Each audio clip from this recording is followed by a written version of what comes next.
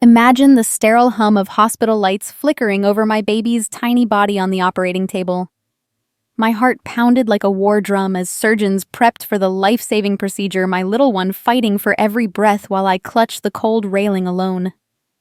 Where were my parents? The ones who raised me, who preached family above all.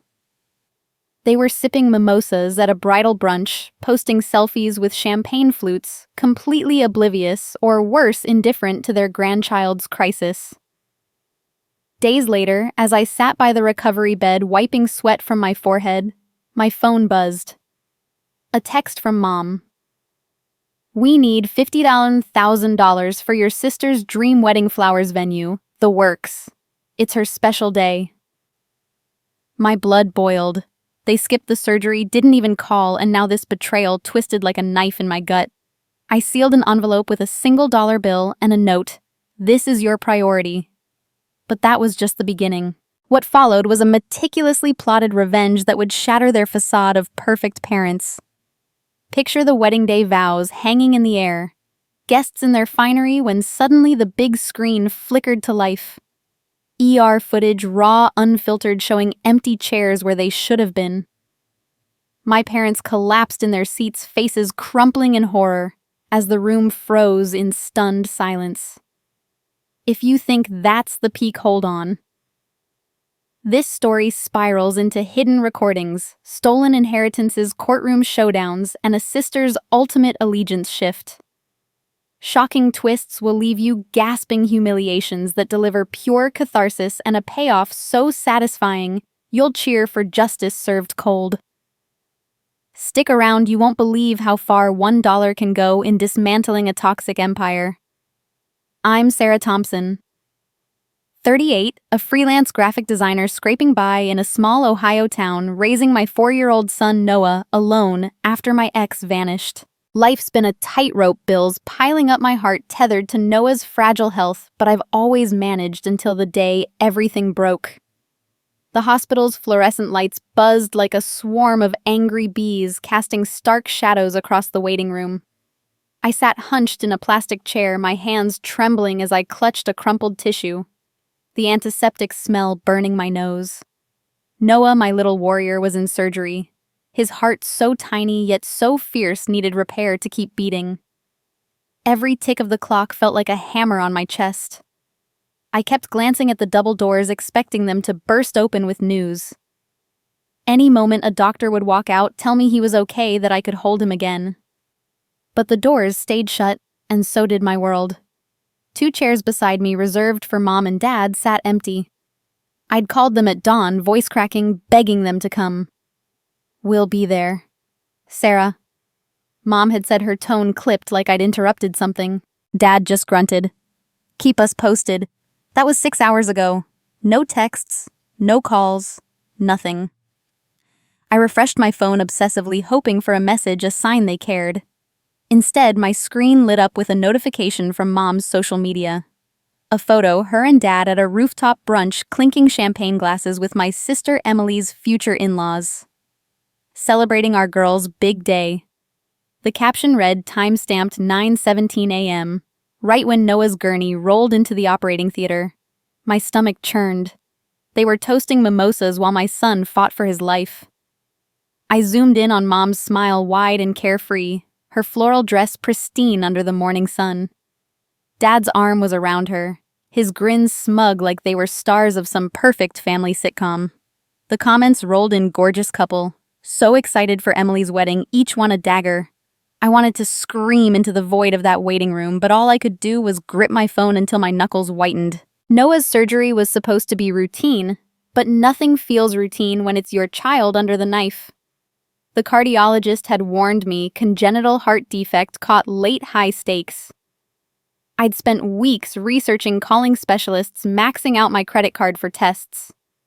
I'd told Mom and Dad every detail, sent them the hospital address, even offered to pay for their gas. They'd promised to be there to hold my hand, to pray with me. But now those empty chairs mocked me. I pictured Noah's tiny body on the table, monitors beeping, surgeons' hands steady but impersonal. He deserved his grandparents there, deserved their love. Instead, they were sipping bubbly, planning a wedding I couldn't even afford to attend. I paced the waiting room, my sneakers squeaking on the linoleum. A nurse offered me coffee, her eyes soft with pity. "Family on their way?" she asked. I nodded, throat tight, unable to admit the truth. The clock read 11:45 a.m. Surgery had started at 9 I checked Mom's profile again. Another post this time, a video of Dad laughing with Emily's fiancé, Michael, over a tray of pastries. Wedding vibes. Mom's voice chirped in the clip. My hands shook so hard I nearly dropped the phone. This wasn't just absence. It was betrayal, deliberate and cold. I sank into the chair, tears burning my eyes, but I refused to let them fall. Noah needed me strong. Hours dragged on, each minute a lifetime. At 2:13 p.m., the surgeon emerged, mask dangling, face unreadable. "He's stable," she said, and my knees buckled with relief. "He's a fighter. You can see him soon." I nodded, choking back a sob, but the victory felt hollow without family to share it. I texted Mom and Dad. "Noah's out of surgery. Stable." "Where are you?" No reply. I sat by Noah's bedside in recovery, his small chest rising and falling, tubes snaking from his arms. He looked so fragile, yet so brave. I stroked his hair, whispering promises I'd keep him safe no matter what. That night alone in my apartment, I scrolled through more of Mom's posts. Another photo of them at a wedding planner's office, swatches of silk and floral samples spread out. The caption gushed about Emily's dream day. My chest tightened. This wasn't new. I remembered Noah's first ER visit at 2 when they'd skipped it for Emily's engagement party. Or the time I needed help with his meds, and they were too busy with a church fundraiser. It wasn't just today, it was a system, a pattern of choosing appearances over us. Their love came with conditions. Be convenient. Don't need too much. Don't outshine Emily's spotlight. I stared at the ceiling, anger simmering into resolve. They thought they could ignore Noah's "fight my pain" and still expect me to play the dutiful daughter. I wasn't that girl anymore.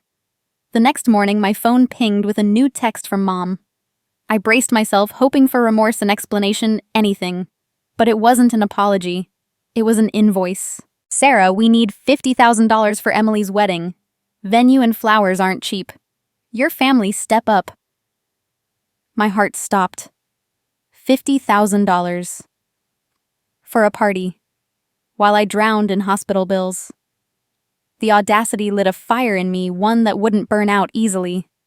The hospital waiting room felt like a cage, its sterile walls closing in as I sat still, reeling from the dollar bill I'd sealed in that envelope. I'm Sarah Thompson, 38, a freelance graphic designer raising my son Noah alone in our small Ohio town. His heart surgery yesterday had shaken me to my core, and the sting of my parents' absence lingered like a bruise. Now, in the aftermath, I was back at the hospital waiting to see Noah in recovery, my mind replaying the betrayal that had pushed me to send that defiant dollar. The surgical wing was a blur of beeping monitors and hushed voices, the air thick with disinfectant and tension. I sat on a hard plastic chair, my hands twisting the strap of my purse, the weight of Noah's condition pressing against my chest. He'd come through the surgery barely, but every moment in that operating room had been a gamble with his fragile heart. I could still picture the empty chairs beside me during those agonizing hours, the ones I'd saved for Mom and Dad. I'd texted them the night before, my voice breaking on the call. "Noah's surgery is at 9 a.m. Please be there." Mom had murmured, "We'll try, honey." Her tone distracted, like she was already halfway out the door. Dad just said, "We're praying." But when the clock struck 9:00 and Noah's gurney rolled away, those chairs stayed cold. I kept glancing at the entrance, hoping, praying they'd rush in breathless with apologies. They never came. The silence was louder than the heart monitor's steady beep, each pulse a reminder of their absence. My phone buzzed, pulling me from the memory. I hesitated, heart lurching. Maybe it was them finally checking on Noah. But it was a notification from Mom's social media, a slap I wasn't ready for. There they were, posted at 9:32 a.m. Yesterday, right as Noah's surgery began. Mom in a pastel sundress. Dad in a crisp polo, clinking glasses at a rooftop brunch with my sister, Emily's future in-laws. The caption read, "Wedding planning in full swing. Cheers to love." The photo showed a spread of croissants, fresh fruit, and champagne flutes, the city skyline sparkling behind them. My stomach twisted. While I was counting Noah's breaths, they were toasting Emily's perfect day. I scrolled through the comments, friends gushing. Such a classy family, and felt bile rise in my throat. I wanted to hurl my phone at the wall, but I just gripped it tighter, my nails digging into my palms. The hospital's waiting area was a mix of hope and despair, other families whispering prayers or clutching coffee cups. A young couple held hands across the room, their faces etched with worry. I envied their togetherness. I'd called Mom again during the surgery, leaving a voicemail that trembled with desperation. "Noah's in now. Where are you?" No response. I'd texted Dad. "Please, he needs you." Nothing. The nurse had noticed my red eyes and asked, "Anyone coming to sit with you?" I'd forced a smile, mumbling, "They're caught up." But the truth burned, they weren't caught up. They'd chosen to be elsewhere, laughing over pastries while my world hung by a thread. I replayed yesterday's scene in my mind. The surgeon's voice had been calm but firm. "Noah's condition is stable, but the next 48 hours are critical." I'd nodded, barely breathing, my eyes fixed on the empty chairs. I'd imagined them filled, Mom squeezing my hand, Dad muttering gruff prayers like he used to when I was a kid. But they were across town, basking in the glow of wedding plans. I checked Mom's profile again, masochistic curiosity driving me. Another post from yesterday, time-stamped 11:15 a.m. A selfie with Emily, both beaming at a floral shop captioned, "Picking the perfect peonies." My heart sank deeper. Noah was still under the knife then, and they were debating flower arrangements. Sitting by Noah's bedside, now I watched his chest rise and fall, his face pale but peaceful under the oxygen mask. He was my everything, and I'd fought for him alone. The realization hit like a wave. This wasn't just one missed moment. It was a pattern woven through years of their selective love. When Noah was 2, they'd skipped his ER visit for croup because Emily's college graduation party was non-negotiable. When I'd begged for help with his medical bills last year, they'd sent $100 and a lecture about budgeting better, while dropping thousands on Emily's engagement dinner. Their affection came with strings: be easy, be quiet, don't ask for too much. Noah's needs. My struggles were always second to their image, their golden child. Emily, their need to look flawless. I leaned back, the hospital chair creaking under me. Anger simmered not just for yesterday, but for every time they'd chosen appearances over us. I thought of the dollar I'd sent, a spark of defiance that felt insufficient now. They'd crossed a line and I wasn't sure I could forgive it. My phone buzzed again, and I braced myself, hoping for a shred of remorse. But the next time they texted, it wasn't an apology, it was an invoice. The sting of my parents' invoice, $50,000 for Emily's wedding, as if Noah's surgery was a footnote, burned in my chest as I sat in my cramped apartment, the glow of my laptop the only light in the room. I'm Sarah Thompson, 38, a freelance graphic designer, pouring every ounce of myself into keeping my son Noah safe after his heart surgery. The audacity of their demand, fresh on the heels of their absence at the hospital, had ignited something fierce in me. I'd sent that dollar bill as a jab, but now I needed to decide how far I'd take this fight. My phone buzzed on the kitchen counter, Emily's name flashing on the screen. My sister, 2 years older, had always been the golden thread in our family's tapestry. Beautiful, charming, the one who kept the peace when Mom and Dad's expectations crushed me.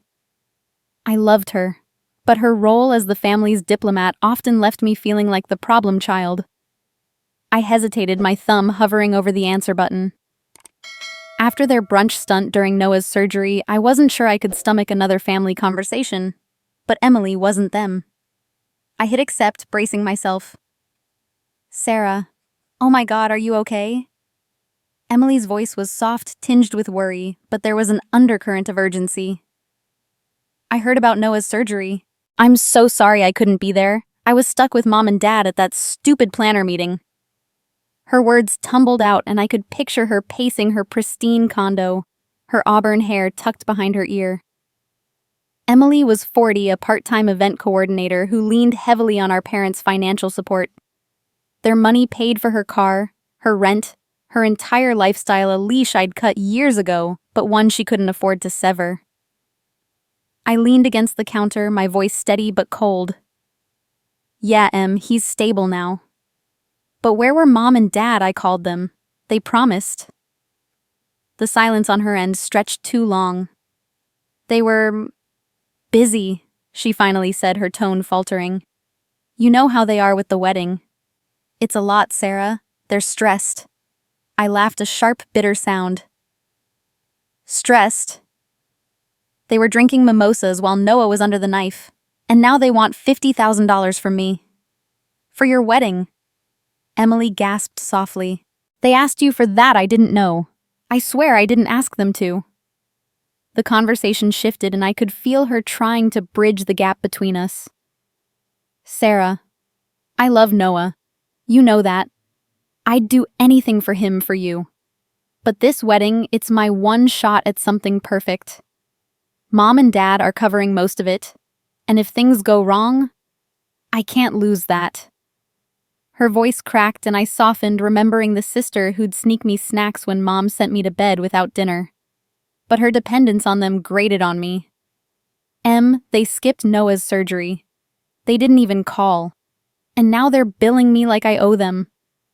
She sighed, heavy and conflicted. I know they're awful sometimes. But please don't make a scene at the wedding.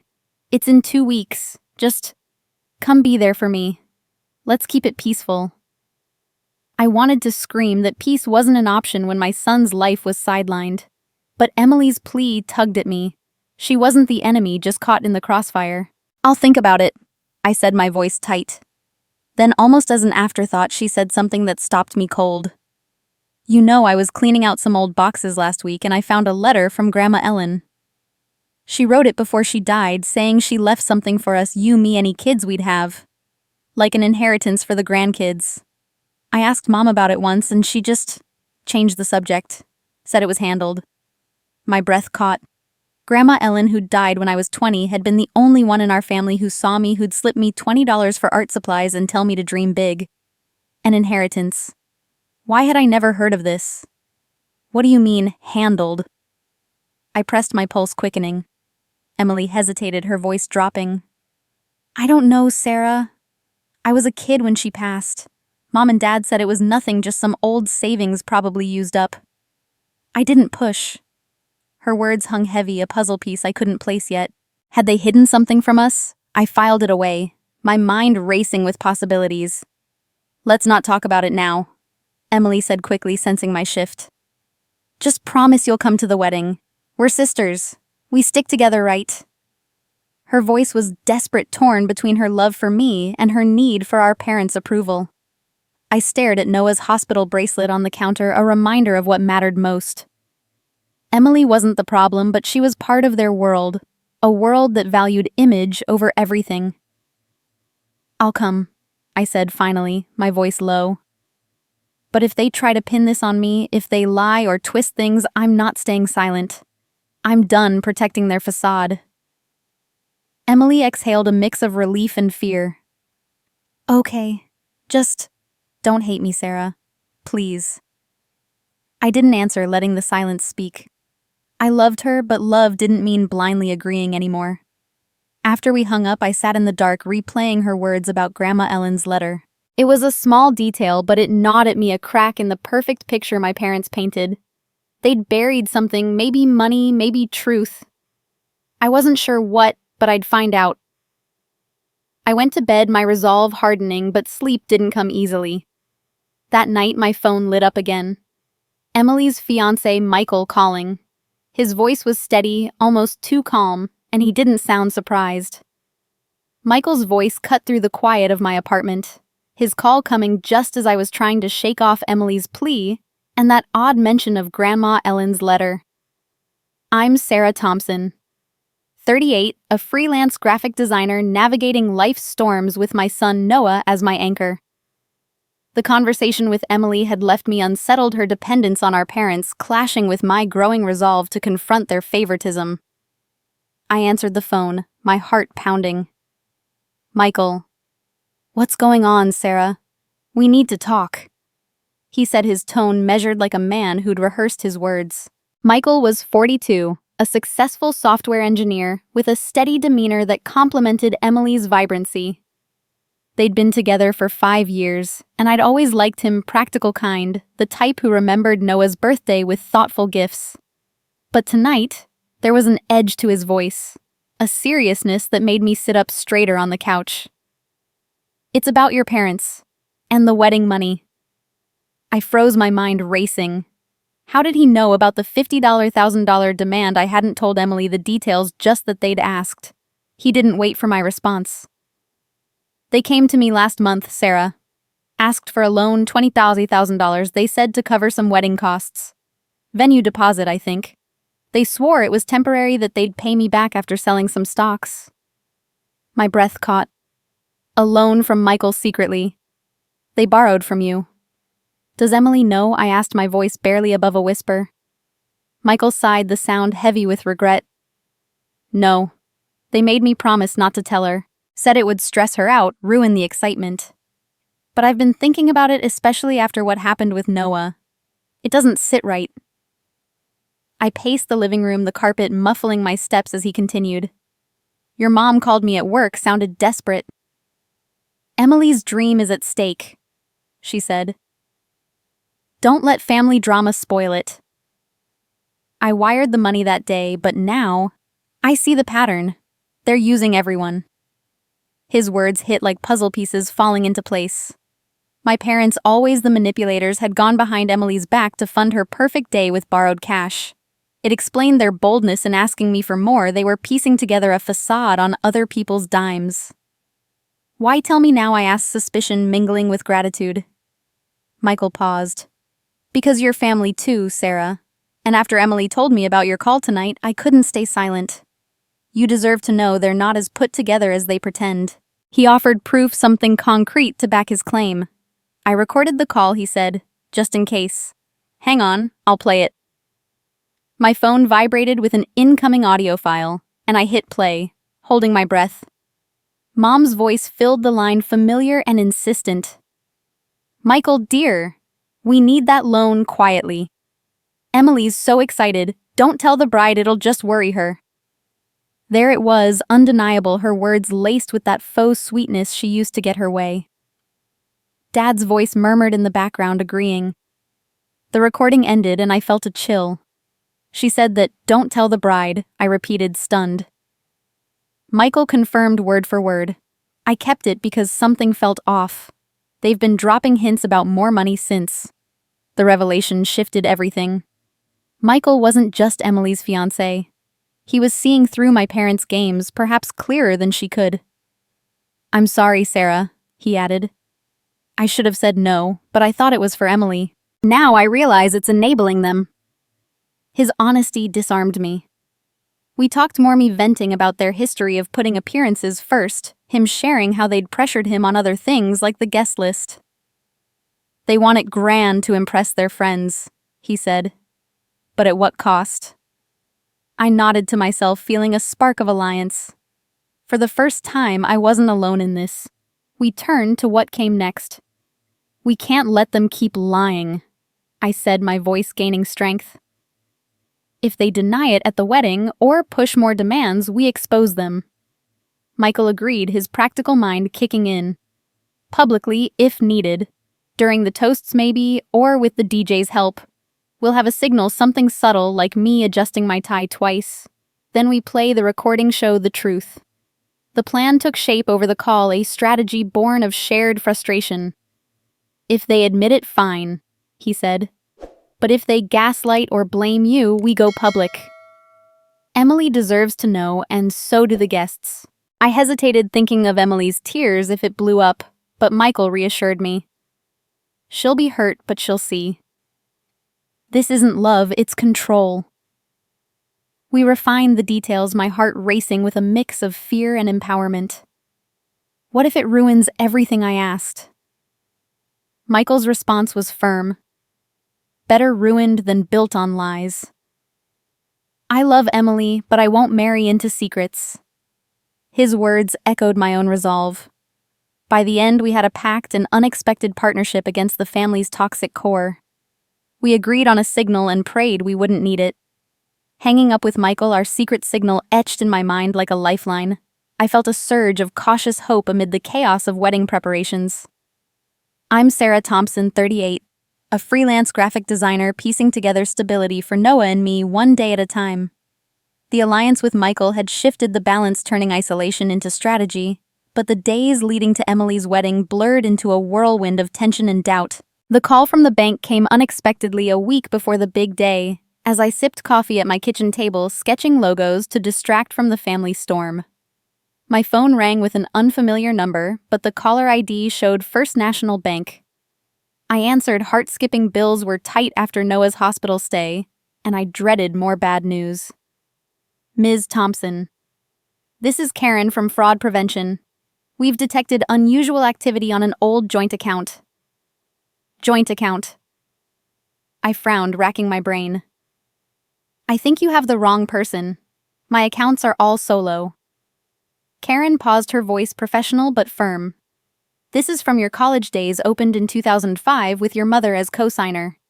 It's still active under both names. The revelation hit like a cold wave.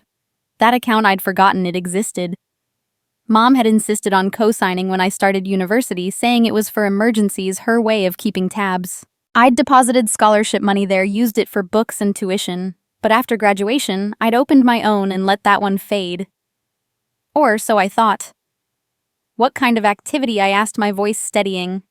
Karen explained recent withdrawals, small at first, then larger, $500 here, $1,000 there, totaling over $5,000 in the last 6 months. They're flagged as suspicious because the IP address is traced to a location not associated with you. I gripped the phone. Mom's address. She'd been dipping into it quietly without a word. I drove to the bank that afternoon, the Ohio sun mocking my growing fury. The branch was quiet tellers smiling behind glass. Karen met me in a small office, pulling up the account on her screen. See here, she pointed, scrolling through transactions. Mom's name appeared on every withdrawal, ATM pulls, online transfers, even checks she'd signed. She has full access as co-owner. You never removed her? I shook my head, shame mixing with anger. I trusted her. Thought it was dormant, but it wasn't. Mom had kept it alive, a shadow control from my past, siphoning funds I didn't even know were mine. The balance was low now, but statements showed deposits over the years, interest perhaps, old refunds. She'd treated it like her personal slush fund. As Karen dug deeper at my request, the layers peeled back. There's something else, she said, frowning at a linked document. This account was funded initially from a trust, your grandmother's inheritance fund. My breath caught Emily's casual mention echoing. Grandma Ellen's money meant for us grandkids. The fund was set up in 2004 after her passing. Karen continued printing statements. It was designated for education and family needs of the children, you and your sister. But transfers show money moved to your parents' investment stocks, a vacation property fund. Over $15,000 redirected in the past decade. I stared at the papers, numbers blurring. Meant for us, but used for their gains. Grandma would have hated that. She'd wanted us independent, not pawns. The betrayal deepened.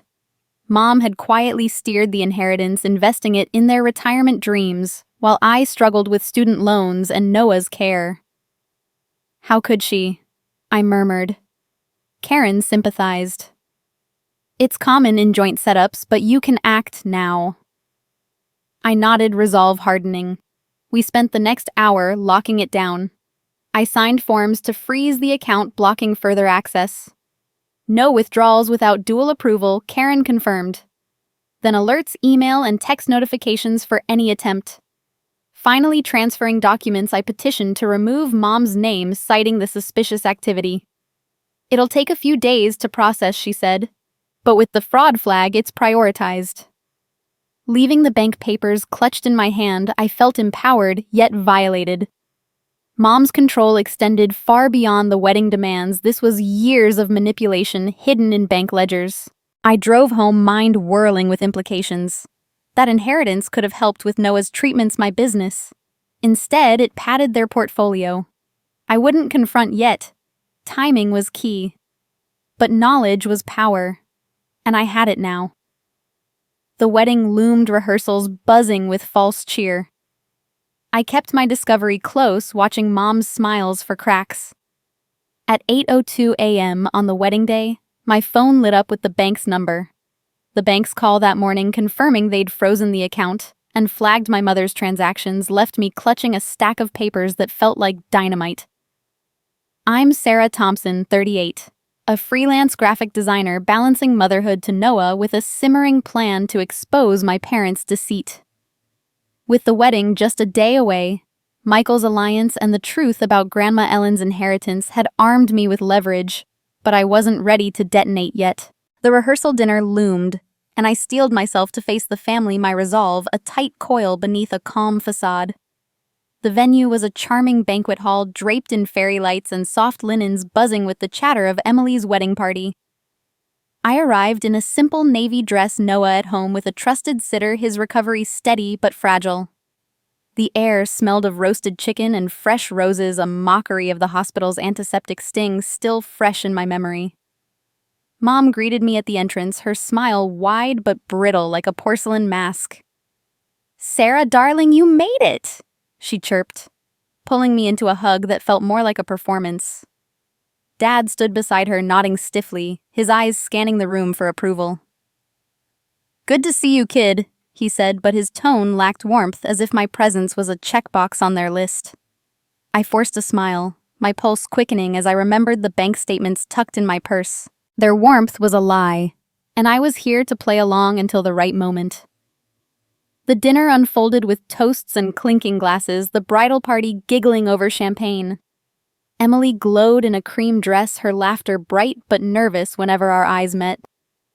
I sat at a corner table, picking at my plate, watching Mom and Dad work the room like seasoned actors. They hugged relatives, complimented the decor, and gushed about our perfect Emily. But their glances my way carried an edge, a silent warning to stay in line. Halfway through the evening, Dad took the microphone for a practice speech, his voice booming with rehearsed sincerity. "As parents, we've always been there for our kids," he said, his hand over his heart. "Emily. Sarah, you've made us proud. We'd do anything to support your dreams." The words landed like a punch. Always there, I thought of Noah's empty hospital chairs, the invoice they'd sent. My jaw clenched, but I stayed silent, aware of every eye in the room. Emily, seated beside Michael, caught my gaze, her face faltering. As Dad droned on about family unity, she excused herself, slipping into a side room. I followed, finding her dabbing her eyes with a napkin. "Sarah, I can't stand this," she whispered, her voice breaking. "Dad's speech, it's all lies. They weren't there for you, for Noah. I saw the posts, the brunch. I'm so sorry." Her tears were real, her guilt raw, but her dependence on them trapped her. I touched her arm, softening despite myself. "It's not your fault, Em. But it's not just this time, it's always been like this." She nodded, wiping her face, trying to recompose for the guests. "Please, just don't ruin tomorrow," she said, echoing our last call. "I need this day." I didn't promise, but I hugged her, feeling the weight of her divided heart. Back in the hall, the mood shifted as the DJ tested equipment, his booth glowing with soft lights. I caught his eye, a young guy named Jake, recommended by Michael. During a break, I approached him, my voice low. "You got the file I sent?" I asked, referring to the audio Michael had shared. Jake nodded, tapping his laptop. "Loaded and ready. Just say when." I glanced at Mom, laughing with an aunt across the room, and felt a surge of defiance. "If things go south tomorrow, you'll know," I said. Michael will signal tie adjustment twice. Jake gave a subtle thumbs up, his expression serious. The backup plan was set a safety net if my parents pushed their lies further. I wasn't planning chaos, but I wouldn't let them rewrite history either. As dessert was served, Mom pulled me aside near the bar, her smile gone. "Sarah, we're counting on you to behave tomorrow," she said, her voice low, eyes sharp. "This is Emily's day. Don't embarrass us in front of everyone." The threat was veiled but clear, her fingers tightening on my arm. I met her gaze unflinching. "Embarrass you?" "Like you embarrassed me at Noah's surgery." Her face twitched, but she doubled down. "That was unavoidable. You're being dramatic." I stepped back, heart pounding. "We'll see about that," I said, turning away before I said too much. The room spun with laughter and music, but a storm was brewing and I was ready for it. Mom leaned in and said, "If you cause a scene tomorrow, we'll make some calls you won't like." Mom's whispered threat at the rehearsal dinner echoed in my ears as I stepped into the wedding venue. Her words a dark promise hanging over the day. I'm Sarah Thompson, 38, a freelance graphic designer carrying the weight of Noah's recovery and a plan to expose my parents' hypocrisy. The morning had started with a jolt, the bank confirming the freeze on Mom's access to my old account, but I pushed it aside, focusing on the hours ahead. The signal with Michael was set, the DJ primed, and my resolve was ironclad. Today was Emily's wedding, but it was also my reckoning. The venue sparkled under chandeliers, tables draped in ivory linen peonies spilling from centerpieces like a magazine spread. Guests milled about their laughter, a stark contrast to the storm brewing inside me. I adjusted my emerald dress, chosen to blend in but not fade away, and scanned the room. Emily was a vision in her gown, her smile radiant yet strained when our eyes met. Mom and Dad circulated, playing the perfect hosts, their faces all charm for the relatives. But I caught the glances they shot my way, sharp warning me to stay silent. I clutched my purse, the weight of the bank papers inside grounding me, and took my seat near the back, heart pounding. Halfway through the cocktail hour, a commotion erupted near the entrance. The wedding planner, a wiry woman in a headset, rushed to Mom, her face pale. The final venue payment bounced, she hissed loud enough for nearby guests to turn. And the florist's transfer failed too. Mom's smile froze, her eyes darting to Dad, who was already pulling out his phone. "That's impossible," he snapped, voice low but trembling. "We paid everything." The planner shook her head. "The bank rejected it, insufficient funds or a hold. You need to fix this now." Guests whispered, sensing the tension, and I felt a surge of grim satisfaction. The account freeze I'd initiated had hit, and it was unraveling their perfect facade. Dad stormed over, his face red, Mom trailing behind with a forced smile. "Sarah," he growled, pulling me to a corner. "Did you do this?" His accusation was a blade, but I met his gaze unflinching. "Do what, Dad?" "Pay for your party while Noah's in recovery." Mom's eyes narrowed. "Don't play innocent. You've been meddling, haven't you?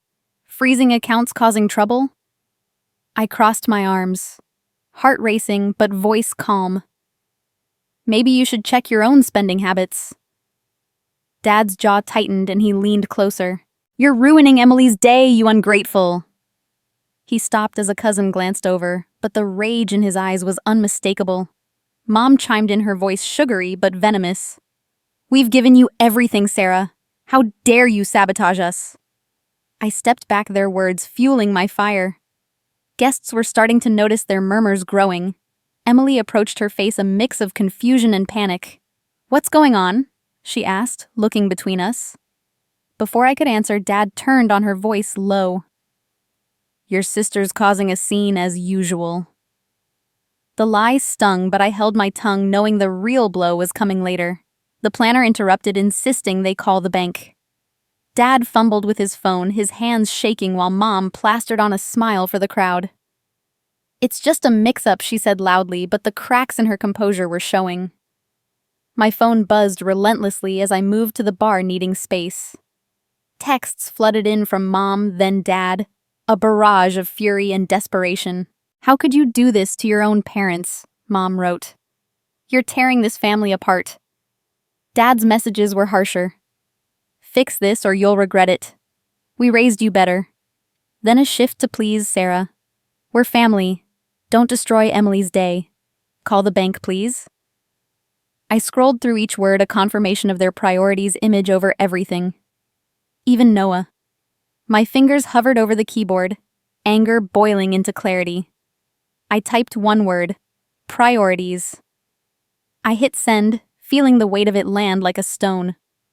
The reception hall filled with music guests, taking their seats as the ceremony neared. I spotted Michael across the room, his tie straight, his expression unreadable. We hadn't activated our plan yet, but the failed payments had already shaken the foundation. Emily caught my eye, her face pleading for peace, but I couldn't promise it, not when Mom and Dad were still playing victims. I sipped my water, steadying myself, knowing the truth was a ticking bomb. The toasts were coming, and with them, our signal. I glanced at the DJ, who nodded subtly, his laptop ready. The air felt electric every moment, pulling us closer to a breaking point. Then Mom found me in the bridal suite and locked the door behind her. The click of the bridal suite door locking behind Mom sent a shiver down my spine, her threat from the rehearsal still ringing in my ears as the wedding's chaos swirled outside. I'm Sarah Thompson, 38, a freelance graphic designer. My heart tethered to Noah and a plan that had just begun to unravel my parents' lies. The failed payments had thrown them into a frenzy, their accusations pinning me as the villain, but I stood firm, the weight of Michael's recording and my one-word reply. Priorities burning in my pocket. The bridal suite was a soft oasis of lace and lavender mirrors reflecting the glow of vanity lights, but the air was thick with tension. Mom faced me, her face a mask of controlled fury, her silk dress rustling as she stepped closer. Sarah, what have you done? She hissed, her voice low to avoid the ears of guests beyond the door. Her eyes, usually warm for show, were cold, calculating. You froze our accounts, didn't you? Sabotaging Emily's day to spite us? I stood by the vanity, my back straight, refusing to flinch. I didn't touch your accounts, Mom. Maybe your priorities did that for you. Her lips tightened and she took another step, her perfume sharp in the confined space. Don't play games, she snapped. You're fabricating this whole drama to force us to pay for the wedding, making us look like monsters. You've always been jealous of Emily. The accusation stung, a deliberate twist of the knife. Jealous I'd spent years cheering Emily's successes, even when it meant swallowing my own struggles. I thought of Noah recovering at home and the empty chairs at his surgery. Fabricating. I said, my voice steady but edged with fire.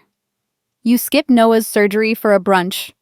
You demanded $50,000 while I'm drowning in hospital bills. That's not jealousy, that's truth. Mom's face twitched, a flicker of guilt quickly buried under defiance. You're exaggerating, she said, waving a hand. We've always supported you. You're just too selfish to see it. Stop this nonsense or you'll regret it. Her threat was a blade meant to cut me back into submission, but I was done bending. I pulled my phone from my purse, my hands steady despite the adrenaline coursing through me. You want to talk about truth? I said, swiping to the audio file Michael had sent. Let's hear it. Before she could react, I hit play and her own voice filled the room, crisp and unmistakable. Michael, dear, we need that loan quietly. Emily's so excited, don't tell the bride, it'll just worry her. The recording echoed her words, a confession of deceit borrowing behind Emily's back to prop up their image. Mom's eyes widened, her face draining of color. Where did you get that? She demanded, her voice shaking. She lunged for the phone, her manicured nails grazing my wrist as I pulled back. Turn it off, she snapped, but the audio played on Dad's murmurs in the background, sealing their guilt. I stepped back, holding the phone out of reach, my heart pounding but my resolve unshaken. You lied to Emily, to Michael, to everyone I said. You used them just like you've used me. Mom's panic was palpable now. Her breath quick, her hands trembling as she tried to compose herself. You don't understand, she stammered. We were protecting Emily's happiness. You're twisting this. but her excuses crumbled under the weight of her own words looping in the air. I stopped the recording, locking eyes with her. Protecting happiness or protecting your reputation? She opened her mouth to argue, but no words came, her facade cracking like thin ice. Before I could say more, a knock on the door startled us both. The MC's voice boomed through the speaker outside, cheerful and oblivious. "Let's begin with a family message." Mom's head snapped toward the sound, her panic spiking. "Sarah, don't you dare," she whispered, her voice a mix of fear and fury.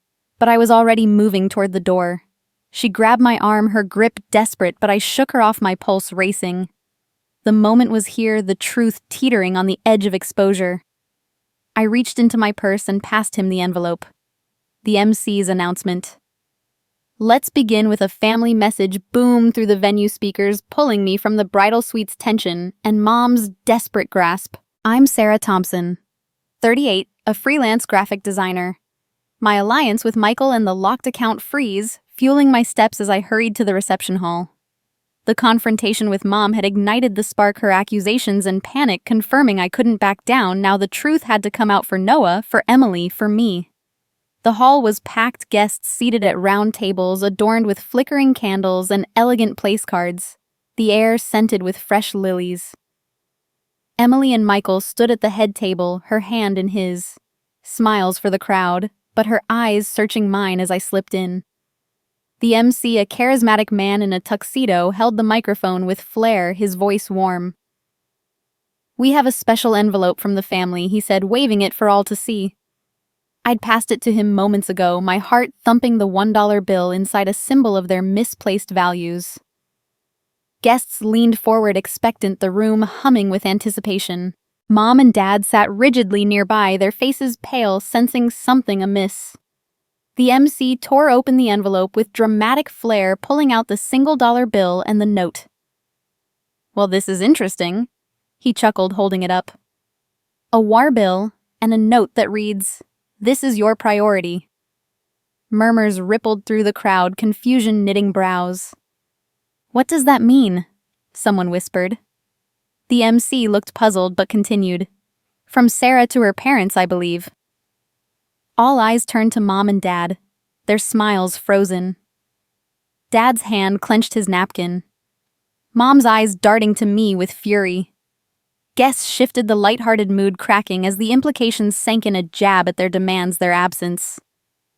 Before the whispers could swell, the big screen behind the head table flickered to life as per Michael's cue to the DJ. The video started without warning, raw footage from Noah's emergency room, grainy but clear, the date and time stamped in the corner. There I was, alone in the waiting area, my face etched with worry, pacing under fluorescent lights. The empty chairs beside me stood out starkly, meant for family, but vacant. The camera panned to Noah's tiny form on the gurney tubes, and monitors attached, his eyes closed in sedation.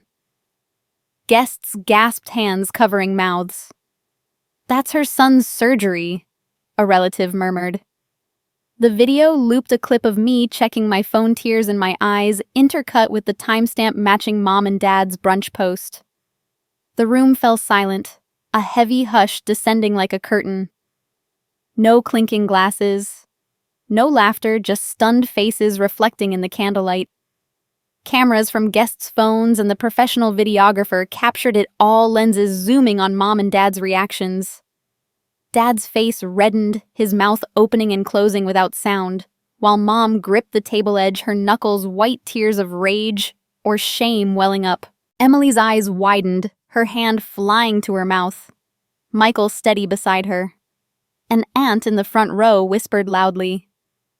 They weren't there. Cousins exchanged shocked glances. Phones held high to record the unfolding drama. The silence stretched, broken only by the video's faint beeps amplifying the absence, the betrayal. I stood at the side, my pulse thundering, watching the truth land like a bombshell. Guests' expressions shifted from confusion to outrage, eyes flicking between the screen and my parents. A family friend shook his head, murmuring, "Unbelievable." The videographer panned the room, capturing the collective gasp, the way the joy drained from faces. Mom tried to stand, her voice cracking. This is a misunderstanding, but it was lost in the void of silence. The screen froze on the empty chairs, a damning image that spoke volumes. The MC cleared his throat, microphone limp in his hand, the envelope forgotten as the revelation hung heavy. Then the fiancé played a second recording, one I had never heard. The silence in the wedding hall was deafening, the image of those empty hospital chairs still burning on the screen, as my parents' faces crumpled under the weight of exposed truth. I'm Sarah Thompson, 38. A freelance graphic designer standing on the edge of a revelation that had already shaken the room. The $1 bill and note. "This is your priority" had landed like a grenade, and the ER footage had detonated it, leaving guests stunned and cameras rolling. I stood frozen, heart pounding, as Michael caught my eye, his subtle nod signaling something more was coming. The DJ, Jake, didn't hesitate. As the MC fumbled to regain control, Jake's voice cut through, calm but deliberate. "We have one more message from the family," he announced, his fingers swift on the laptop.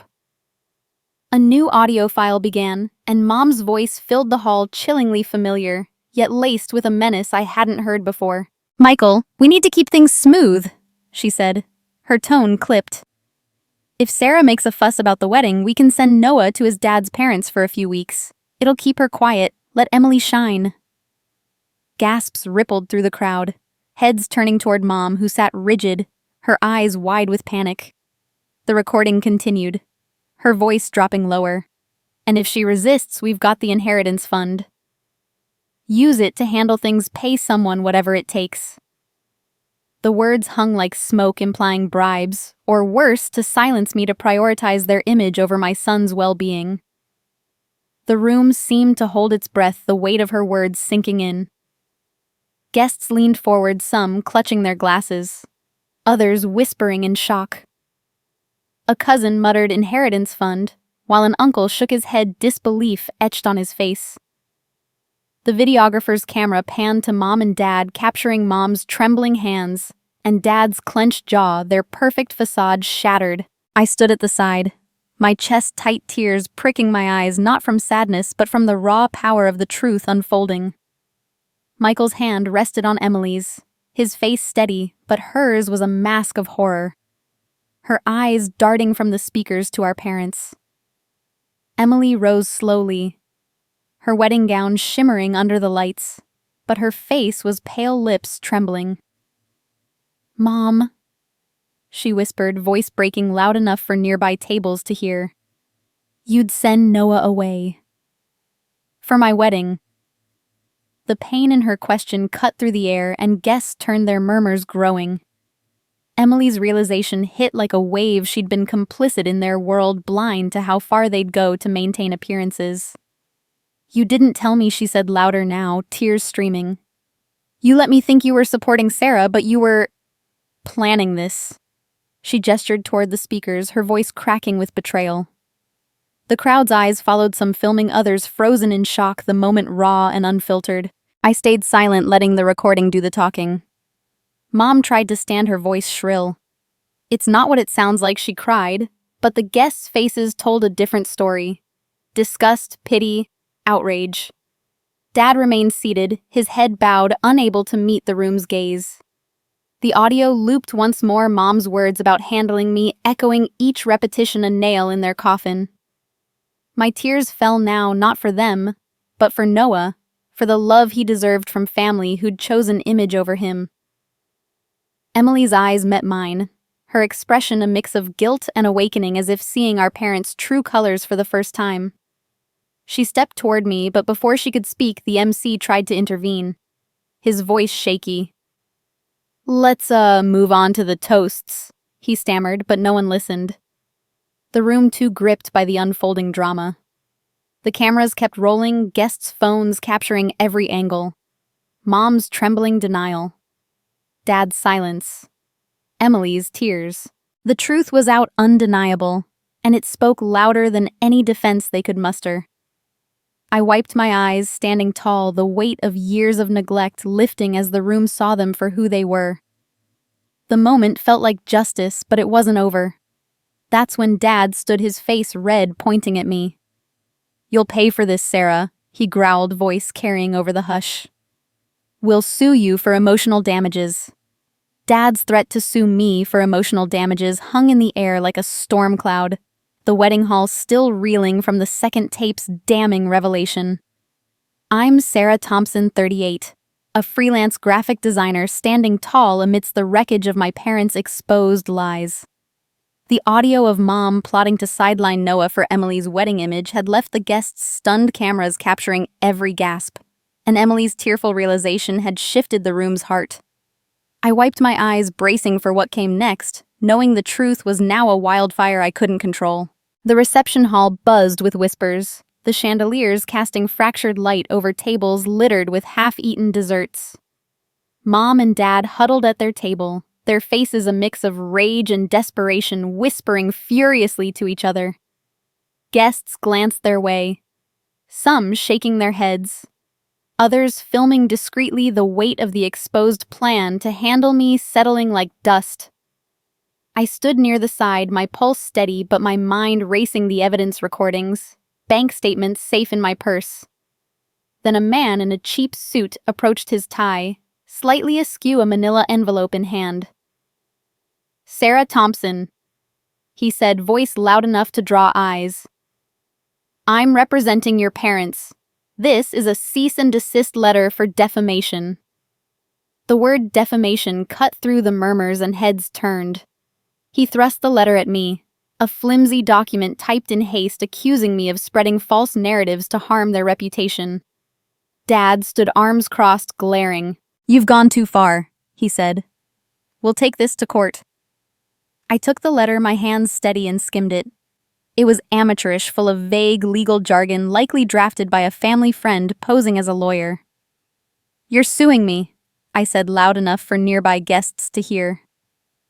"For showing the truth," Mom chimed in, her voice shrill. "You humiliated us, Sarah.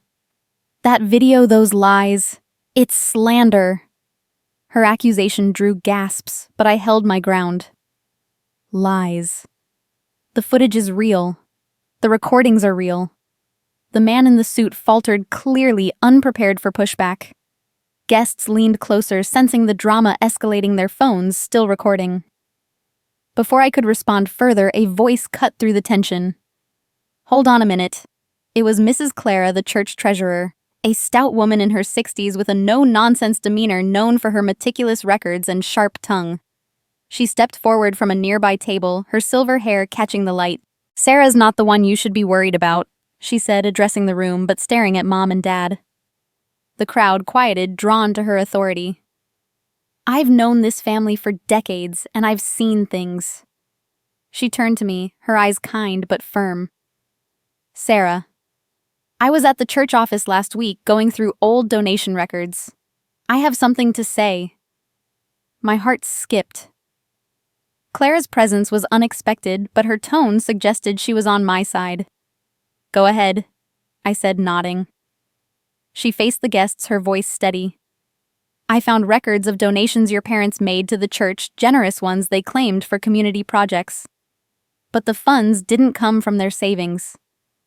She paused, letting the weight settle. "They came from an inheritance trust. Ellen's trust meant for Sarah and Emily and their kids. They donated thousands to boost their standing, to get their names on plaques while Sarah struggled." The room erupted in murmurs, guests exchanging shocked looks. Clara pulled out a folded paper from her purse, a printout of ledger entries. "I've got the dates, the amounts. It's all here." Mom's face went ashen, her hand clutching Dad's arm. "That's not true," she cried, but her voice wavered, unconvincing. Dad's glare faltered, his shoulders slumping as Clara held up the paper for all to see. "You used your mother's legacy for clout," Clara said, her voice cutting, "while your daughter begged for help with her son's care." The accusation landed like a hammer, guests whispering furiously, some nodding in support. A cousin filmed Clara's speech, the camera catching Mom's trembling denial. I stood, silent gratitude and vindication washing over me. Clara's evidence tied directly to the bank's discovery, another crack in their facade. I turned to the man in the suit holding up the cease and desist letter. You want to talk defamation? Take this to court. I've got recordings, bank statements, and now Clara's records. Everything's backed up. My voice was calm, but firm, the weight of evidence giving me strength. The man stammered, glancing at Dad, who avoided his eyes. Guests watched riveted as the power shifted. I'd saved every file, Michael's audio bank documents, screenshots stored securely in the cloud, and on a USB in my purse. If they wanted a fight, I was ready. Emily, still at the head table, watched in silence, her face pale, tears dried, but eyes wide with realization. The room's energy was electric, the truth now a shared weapon. Then my sister took off her veil and asked for a microphone. Emily's hand trembled as she removed her veil. Her request for the microphone slicing through the charged silence left by Clara's revelation about our parents' misuse of Grandma Ellen's inheritance. I'm Sarah Thompson, 38, a freelance graphic designer standing in the wreckage of my parents' crumbling facade, their defamation threat exposed as hollow by the church treasurer's damning evidence. The wedding hall, still buzzing with whispers and pointed glances, felt like a courtroom, and Emily's move signaled a shift that caught even me off guard. The chandeliers cast a soft glow over the reception tables cluttered with wine glasses and half-eaten cake, the air heavy with the scent of roses and tension. Guests leaned forward, their phones lowered, but eyes fixed on Emily as she stepped to the center, her white gown trailing like a beacon. The MC, still rattled from the earlier chaos, handed her the microphone with a hesitant smile. Mom and Dad sat frozen at their table. Mom's face a mask of forced composure, Dad's eyes darting as if searching for an escape. I stood near the side, my heart pounding, unsure what Emily would say, but feeling the weight of her decision in the air. Everyone. Emily began, her voice shaky but clear, echoing through the speakers. I owe you an apology. This day was supposed to be about love, about family, but you've seen things tonight that I didn't want to believe. Her eyes glistened, but she held her head high. The video you saw of Sarah alone in the hospital with Noah, it's real. I've seen the timestamps, the proof. My parents weren't there for my nephew when he needed them most. Gasps rippled through the crowd, relatives exchanging stunned looks, some nodding in support. Emily's voice cracked, but she pressed on. I thought they were supporting us all, but I was wrong. I'm so sorry, Sarah, for not seeing it sooner. Her gaze met mine, raw with guilt and resolve, and I felt a lump in my throat, the sister I loved stepping out of their shadow. Emily paused, gripping the microphone, her eyes scanning the room before settling on Mom and Dad. I've spent my life trying to make them proud, believing their love was enough. But tonight, I see it's conditional, built on appearances. She took a shaky breath, and the guests leaned closer, the silence thick with anticipation. Sarah's always been there for me, even when I didn't deserve it. I remember one night years ago when I was 16. Mom and Dad were fighting, screaming so loud the windows shook. It was pouring rain and I was crying in my room, scared they'd split. Sarah, only 14, climbed onto my bed, soaked from running through the storm to get home from a friend's. She held me, told me we'd be okay, that we were enough for each other. Her voice broke and tears slipped down her cheeks. She was there always when they weren't. The memory hit me hard, vivid and aching. I'd forgotten that night, the way Emily clung to me, her sobs muffled against my wet jacket. Guests murmured, some wiping their eyes, the videographer capturing Emily's trembling hands. Mom tried to stand, her voice weak. Emily, please, this isn't the place, but Emily shook her head, cutting her off. No, Mom. It is. You've had your say for too long. The room buzzed, cameras zooming in, relatives whispering about Emily's defiance. Dad's face was stone, his hands clenched, unable to counter the truth pouring from his golden child.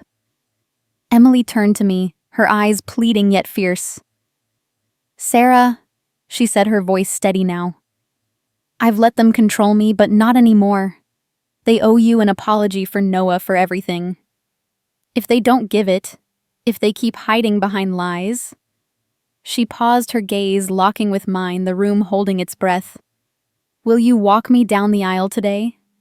Not Dad, not them, you.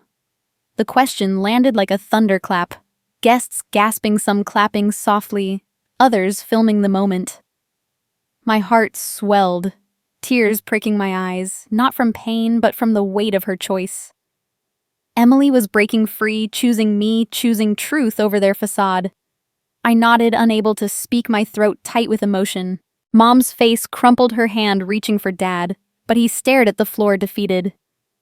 Guests watched, riveted, as the power shifted Emily's words, rewriting our family's story. The DJ hovered nearby, ready for the next move, but this moment was hers. I stepped closer, ready to stand by her side, my resolve stronger than ever. The music began again, but this time it wasn't Dad walking with her. Emily's words asking me to walk her down the aisle still echoed in my heart as the wedding hall held its breath. Her microphone confession shifting the ground beneath us all. I'm Sarah Thompson, 38, a freelance graphic designer standing at the edge of a moment where my sister chose truth over our parents' facade. The guests' eyes filled with awe and whispers followed us as the music swelled, signaling the ceremony's restart. My parents' silence, heavy with defeat, was a victory I hadn't dared imagine. But the day wasn't over, and the consequences were just beginning. The reception hall, aglow with candlelight and draped in soft ivory, transformed into a sacred space as the processional music began, a gentle piano melody filling the air.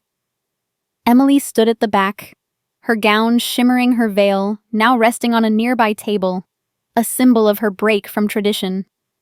She reached for my hand, her fingers warm and trembling, and then took the arm of Michael's mother, Linda, a kind woman in her 60s with a steady smile. Linda had been a quiet supporter, her eyes warm when she'd hugged me earlier, whispering, "You're doing the right thing." Together, we three formed an unconventional trio, stepping forward as the crowd watched, some standing, others filming their murmurs, a soft hum of admiration and shock. Emily's choice was a statement, a rejection of our parents' control, and I felt a surge of pride, my heart swelling for my sister's courage. Mom and Dad sat at their table, frozen like statues, their faces pale under the chandelier's glow. Mom's hands clutched her napkin, her lips pressed tight while Dad stared at his plate, unable to meet the eyes of relatives whispering around them. "She's walking with Sarah," an aunt murmured, her voice carrying. "Not her father." A cousin leaned to another. "After that video, I wouldn't either." The whispers rippled, a tide of judgment washing over my parents, their carefully crafted image unraveling with each step we took. Guests' phones captured the moment, lenses glinting as they recorded Emily's radiant defiance, her head high, her smile soft but resolute. I squeezed her hand, my own steady despite the adrenaline coursing through me, and Linda gave me a nod, her presence grounding us both. The aisle stretched before us, lined with petals, leading to Michael waiting at the altar, his eyes bright with love and respect. The guests rose, their applause scattered, but growing a wave of support that drowned out the last of Mom's weak protests from earlier. As we walked, Emily whispered, "Thank you, Sarah. I should have stood up sooner." I shook my head, my throat tight. "You're here now. That's enough." The music carried us forward, each step a reclaiming of our bond, a promise that family could mean more than blood, it could mean truth. We reached the altar and I handed Emily to Michael, their hands clasping tightly. Linda and I stepped back, our roles complete, but the weight of the moment lingered, the room alive with the energy of a shift no one could ignore. The ceremony proceeded, vows exchanged under the soft hum of approval, but the whispers continued. Guests glancing at Mom and Dad, whose silence spoke louder than any defense. After the officiant pronounced them married, the crowd erupted in cheers, but the undercurrent of scandal remained, eyes darting to my parents' table. They sat unmoving as relatives leaned away, their disapproval clear. I slipped to the back, needing a moment to breathe, my heart still racing from the walk and the weight of Emily's choice. As the reception transitioned to dancing and toasts, my phone buzzed in my purse, pulling me from the crowd. I stepped into a quiet corner, the screen showing the bank's number. My pulse quickened. Karen, the fraud prevention officer, had promised updates on the account freeze. "Sarah, we've found more," she said, her voice urgent. "Your parents made withdrawals from another linked account, an old education fund in your name set up by your grandmother. Over $10,000 pulled out in the last year, redirected to their personal investments." My breath caught the betrayal deepening. Another fund. Another theft siphoned while I scraped by for Noah's care. "We've flagged it as unauthorized." Karen continued. "The evidence is solid bank statements, transfer records. It's ready if you need it for legal action." I thanked her, my mind reeling, the papers in my purse, now a growing arsenal. The reception swirled on music and laughter, a distant hum as I processed the call. My parents' greed had no bounds, their lies stretching back years, tainting even Grandma's memory. I glanced at them across the room, their faces stiff as they whispered to a lone supporter oblivious to the bank's discovery. The consequences were piling up, and I knew this was only the start. That night, a sheriff's cruiser slowed in front of my parents' house. The sight of the sheriff's cruiser slowing in front of my parents' house that night lingered in my mind, a quiet signal that their world was unraveling further. I'm Sarah Thompson, 38, a freelance graphic designer standing firm as the fallout from Emily's wedding, where she chose me to walk her down the aisle, rippled outward. The bank's revelation about my parents' unauthorized withdrawals from my education fund had added another layer to their betrayal. And as I drove home from the venue, I braced myself for what came next, knowing the community's eyes were now wide open. The days following the wedding brought a deluge of letters, their envelopes piling up on my kitchen counter like fallen leaves. The first came from our church's pastor, a kind but stern man, who'd known us since childhood. "Sarah," he wrote, "your parents' actions have grieved us. Their absence during Noah's surgery and misuse of funds are not the values we uphold. We pray they seek repentance." Similar notes arrived from neighbors Mrs. Larson across town, who'd baked cookies for Noah, and the Hendersons, who'd always admired Mom's charity work. "We're disappointed," one letter read, to learn their generosity was funded by deceit. "Please let them make this right." Each letter was a blow to their reputation, a community they'd courted with smiles and donations now turning away. I read them in silence, my heart heavy but resolute. Noah's laughter from his bedroom a reminder of why I'd fought. But the community's response went beyond letters.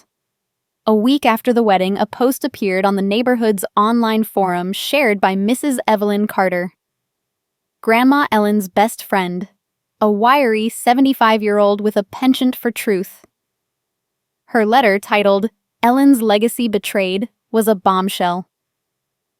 Ellen Thompson left an inheritance for her grandchildren, Sarah, Emily, and their children, she wrote. "I helped her draft the trust meant for education and care, but her daughter and son-in-law diverted it for personal gain, leaving Sarah to struggle alone."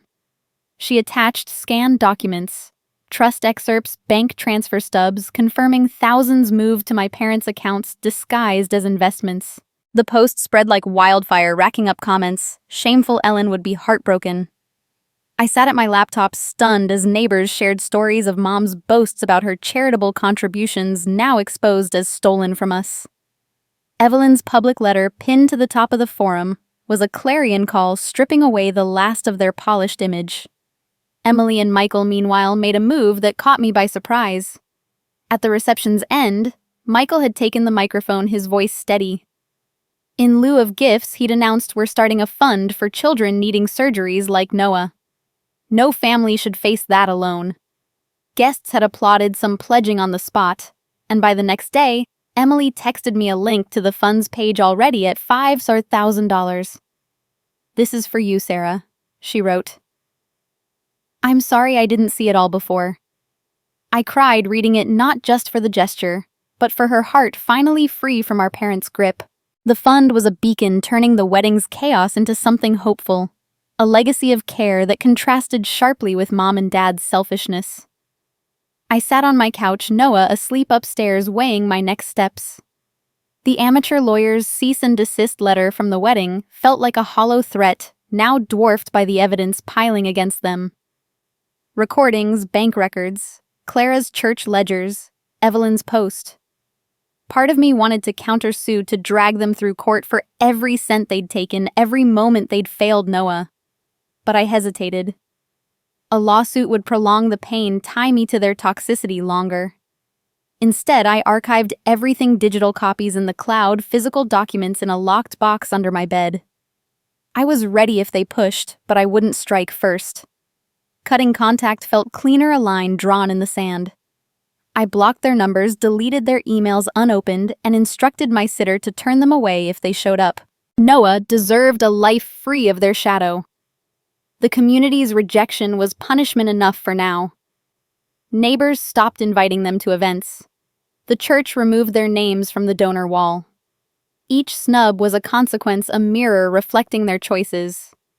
I felt a quiet vindication, not joy, but a sense of justice settling in. Emily called daily, her voice lighter, promising to visit Noah soon. Michael sent updates on the fund, now nearing $10,000. Life was shifting the ground, steadying beneath me. Then a certified letter arrived addressed to me, notice of intent to sue. The certified letter. Notice of intent to sue sat heavy on my kitchen counter, a final jab from my parents after the community's rejection had stripped their reputation bare. I'm Sarah Thompson, 38, a freelance graphic designer anchored by Noah's recovery and Emily's newfound loyalty, yet bracing for the courtroom battle ahead. The wedding's fallout, amplified by Mrs. Carter's public letter and the fund Emily and Michael started, had left Mom and Dad cornered, their threats now a desperate bid to save face. I clutched my evidence folder, ready to face them one last time. The courtroom was small, a municipal building in downtown Ohio, with worn wooden benches and a faint, musty smell. I sat on one side, my navy blazer pressed, but my nerves frayed, the weight of months of betrayal pressing against my chest. Mom and Dad sat across the aisle with their lawyer, a family friend named Gary, whose rumpled suit and nervous fidgeting betrayed his inexperience. They'd filed for defamation, claiming I'd humiliated them with false accusations at the wedding. The gallery held a few familiar faces. Mrs. Carter Clara from the church, and a neighbor, all there to support me. Their presence a quiet strength. The judge, a stern woman in her 50s with sharp eyes, called the session to order, her gavel a crisp echo in the room. Gary stood clearing his throat and presented their case with shaky confidence. Sarah Thompson spread malicious lies, he said, holding up a typed affidavit. She fabricated stories about her parents' absence and manipulated audio to ruin their reputation. He submitted blurry screenshots of social media comments and a doctored bank statement showing their accounts as stable. Mom nodded tearfully, playing the victim, while Dad stared ahead, jaw tight. I listened, my hands steady on my folder, knowing their evidence was a house of cards. My pro bono attorney, a young woman named Lisa from a local legal aid clinic, rose calmly. Your Honor, their claims are baseless, she said, her voice clear. We have verifiable evidence refuting each point. Lisa methodically dismantled their case. First, the hospital video time-stamped, authenticated by the facility, showing the empty chairs during Noah's surgery. This isn't fabricated, she said, projecting it on a small courtroom screen. The judge leaned forward, her expression unreadable but attentive. Next, the audio of Mom's call to Michael, verified by metadata, played clearly. Don't tell the bride. Gary objected, claiming it was edited, but Lisa countered with a forensic report confirming its integrity. Then the bank records, Karen's statements detailing unauthorized withdrawals from my college account, and the education fund cross-referenced with Mrs. Carter's trust documents. These show funds meant for Sarah and her son were diverted, Lisa said, handing over printouts. Clara's ledger detailing church donations from the inheritance sealed the case. Gary's objections faltered, his papers trembling as the judge reviewed each piece. Mom tried to interject, her voice shrill. We were helping the family, she claimed, but the judge silenced her with a raised hand. You've had your turn, she said sternly. Dad's affidavit alleging I'd orchestrated a smear campaign crumbled when Lisa presented guest testimonies from the wedding confirming the event's authenticity. The judge's pen scratched notes, her face a mask of focus. After an hour, she leaned back, her gaze sweeping the room. This suit is dismissed, she declared, her voice firm. The evidence overwhelmingly supports Ms. Thompson's account. There's no basis for defamation when the claims are true. A murmur rippled through the gallery, Clara nodding in approval. The judge continued, her tone softening slightly. I urge this family to seek reconciliation. But Ms. Thompson, your resilience and forthrightness in presenting this evidence are commendable. She turned to my parents. Based on the bank records and trust documents, I'm ordering the return of the misappropriated inheritance funds to Sarah Thompson to be managed for her and her son's benefit. Mom gasped, her hand clutching Dad's while he stared at the floor, defeated. The ruling was a lifeline, a restoration of what Grandma Ellen intended, and I felt a weight lift my heart steady despite the tears pricking my eyes. As the courtroom cleared, Mom approached, her face a mix of desperation and performance. Sarah, let's put this behind us, she said, her voice syrupy. We're family. We can start over. Her words were hollow, a last-ditch effort to salvage control, but I saw through them. No, Mom. I said, my voice calm but unyielding. Family doesn't steal from family. I'm done.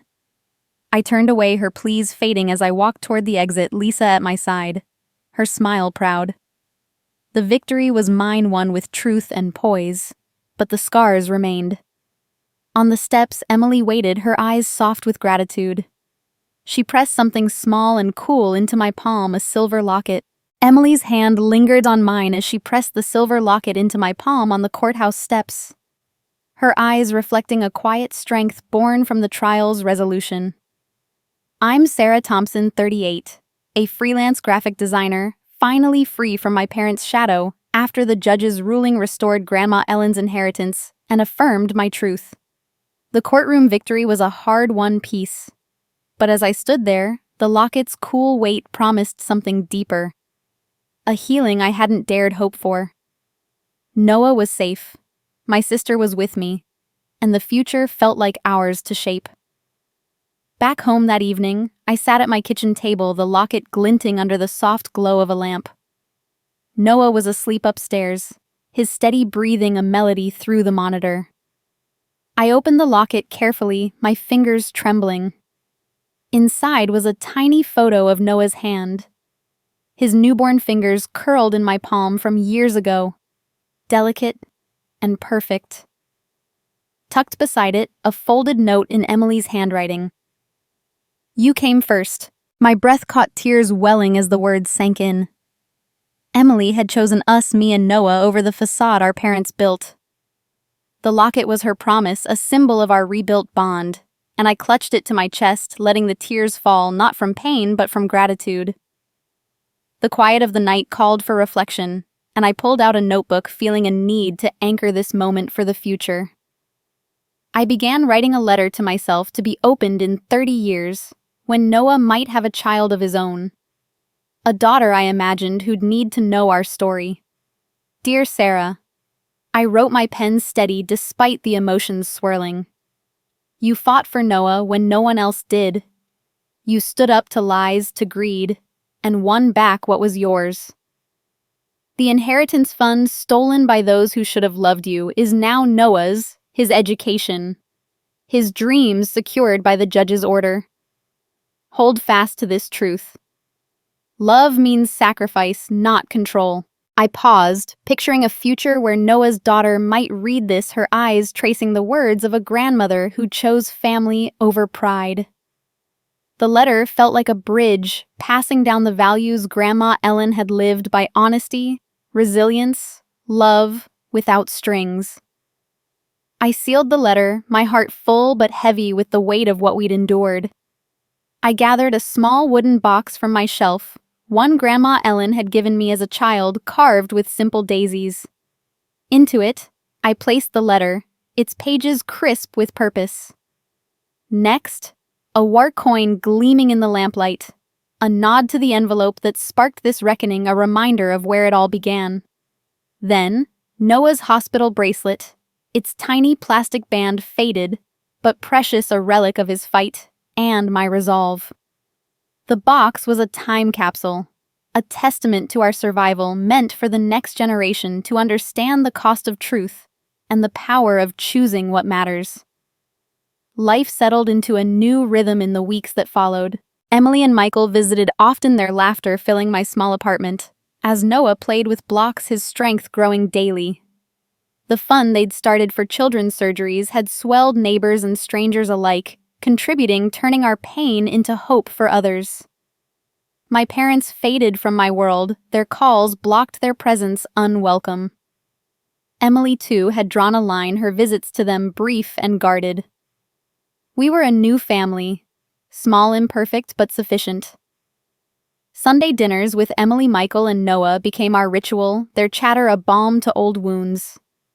Linda, Michael's mother, joined us sometimes, her warm hugs a reminder that family could be chosen, not just born. I looked at Noah, giggling as Emily built a tower for him to topple, and felt a peace I hadn't known in years. The locket hung around my neck, a quiet anchor, its note a promise I'd keep. The inheritance, now in a trust for Noah, was more than money, it was Grandma's legacy reclaimed. And if they ever ask me again for money, I'll send another dollar along with the only truth that ever mattered: we chose the child. If this story of standing up for family and fighting for what's right moved you, hit that subscribe button to join our community and catch more stories of resilience and truth. Your thoughts matter. Drop a comment below and tell us, have you ever faced a family betrayal like this? How would you have handled it? Let's get the conversation going and keep the truth alive.